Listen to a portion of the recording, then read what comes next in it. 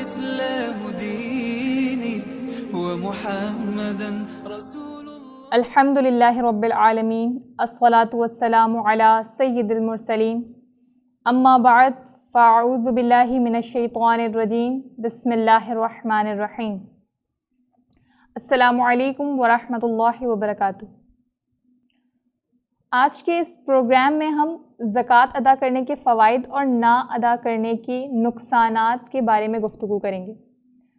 زکوٰۃ ایک مضبوط مستحکم معاشی نظام ہے جو جس معاشرے میں مروج ہو وہاں کے معاشی استحکام کی ضمانت ہے، جو کہ اشتراکیت، سرمایہ دارانہ نظام، سودی نظام کے برعکس اور ان کے مقابلے میں کشادہ مثالی معاشی نظام کی بنیاد ہے۔ زکوٰۃ کی ادائیگی سے مسکینوں محتاجوں کے معاشی مسائل حل ہو سکتے ہیں اور گداگری کی لعنت کا خاتمہ یقینی ہو سکتا ہے۔ برکت سے محرومی کی وجہ معاشی نظام میں زکوٰۃ سے پہلو تہی ہے۔ معاشی تنگی جو مجموعی طور پر درپیش ہے، اس کا سبب بھی زکوٰۃ صدقات سے انحراف ہے، کیونکہ سورہ روم آیت نمبر 39 میں سود کو نہیں بلکہ زکوٰۃ و صدقات کو بڑھانے کا وعدہ فرمایا ہے۔ آیت مبارکہ ہے وَمَا آتَيْتُم مِّن رِّبًا لِيَرْبُوَ فِي أَمْوَالِ النَّاسِ فَلَا يَرْبُ عِندَ اللَّهِ وَمَا آتَيْتُم مِّن زَكَاةٍ تُرِيدُونَ وَجْهَ اللَّهِ فَأُولَٰئِكَ هُمُ الْمُضْعِفُونَ۔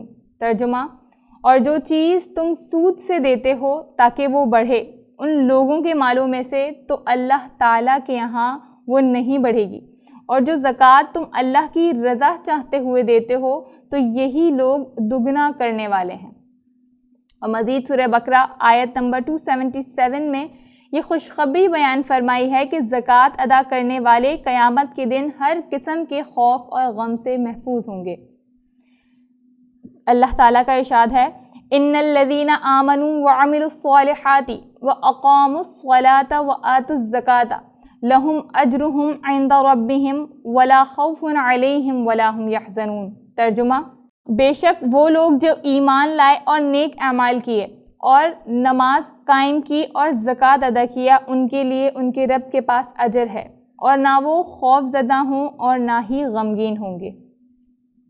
صحیح بخاری کی روایت کے مطابق نبی کریم صلی اللہ علیہ وآلہ وسلم نے ارشاد فرمایا زکوٰۃ ادا کرنے والا شخص جنتی ہے، اور سنن نسائی میں روایت ہے کہ زکوٰۃ ادا کرنے والے کی ایمان کی تکمیل کی گواہی اللہ اور اس کے رسول صلی اللہ علیہ وآلہ وسلم نے دی۔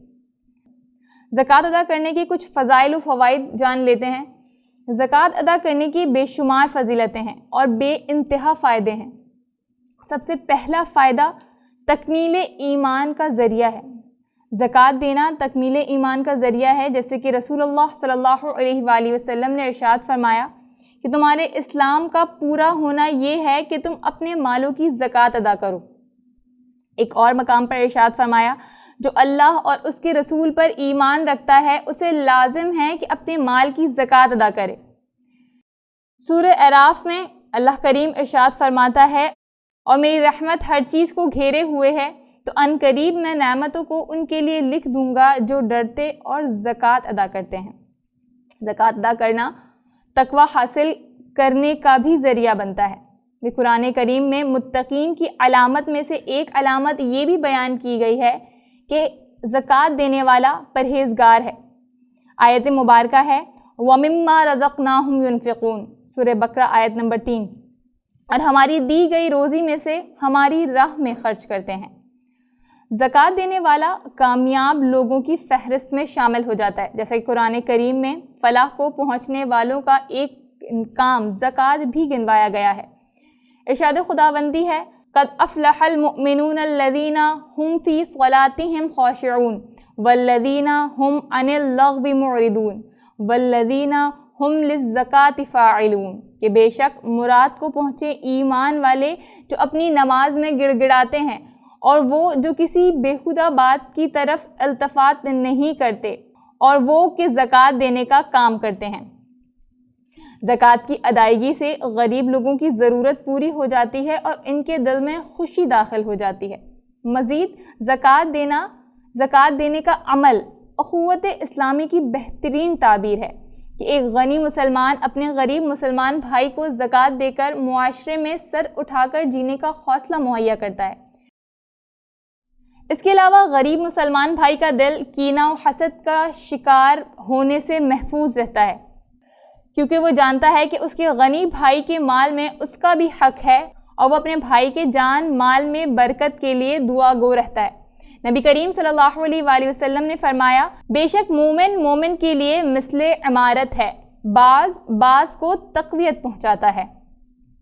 زکوٰۃ مسلمانوں کے درمیان بھائی چارہ مضبوط بنانے میں ایک اہم کردار ادا کرتی ہے، جس سے اسلامی معاشرے میں اجتماعیت کو فروغ ملتا ہے اور امداد باہمی کی بنیاد پر مسلمان اپنے پیارے آقا صلی اللہ علیہ وآلہ وسلم کے اس فرمان عظیم کا مستحق بن جاتا ہے کہ مسلمان کی آپس میں دوستی اور رحمت اور شفقت کی مثال جسم کی طرح ہے۔ جب جسم کا کوئی عضو بیمار ہوتا ہے تو بخار اور بے خوابی میں سارا جسم اس میں شریک ہوتا ہے۔ زکوٰۃ دینے سے مال پاک ہو جاتا ہے، جیسا کہ حضرت انس بن مالک رضی اللہ تعالی عنہ سے مروی ہے کہ رسول کریم صلی اللہ علیہ وآلہ وسلم نے فرمایا، اپنے مال کی زکوٰۃ نکالو کہ وہ پاک کرنے والی ہے، تجھے پاک کر دے گی۔ اگلا فائدہ یہ ہے کہ زکوٰۃ دینے والے کا مال کم نہیں ہوتا بلکہ دنیا اور آخرت میں بڑھتا ہے۔ اللہ کریم ارشاد فرماتا ہے، وَمَا أَنفَقْتُم مِّن شَيْءٍ فَهُوَ يُخْلِفُهُ وَهُوَ خَيْرُ الرَّازِقِينَ، اور جو چیز تم اللہ کی راہ میں خرچ کرو وہ اس کے بدلے اور دے گا، اور وہ سب سے بہتر رزق دینے والا ہے۔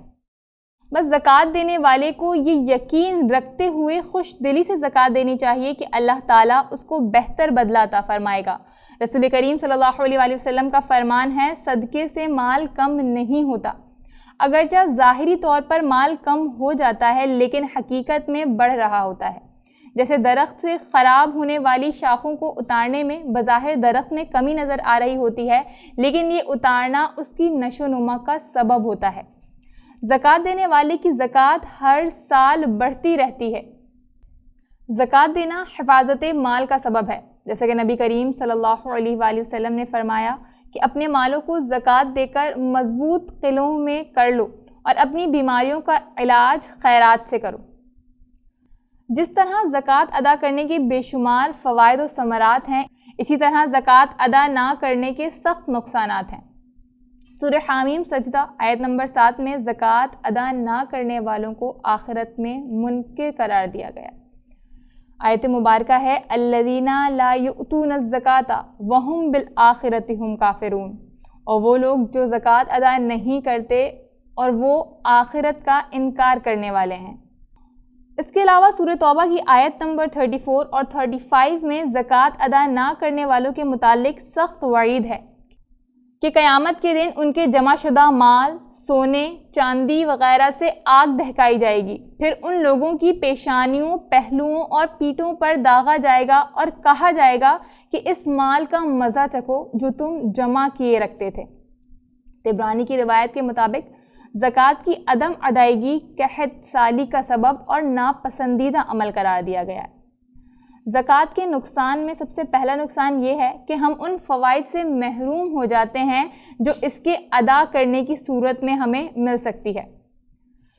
دوسرا نقصان یہ ہے کہ یہ زکوٰۃ ادا نہ کرنا مال کی بربادی کا سبب ہے، جیسے کہ رسول کریم صلی اللہ علیہ وآلہ وسلم نے فرمایا کہ خشکی اور تری میں جو مال ضائع ہوا ہے وہ زکوٰۃ نہ دینے کی وجہ سے تلف ہوا ہے۔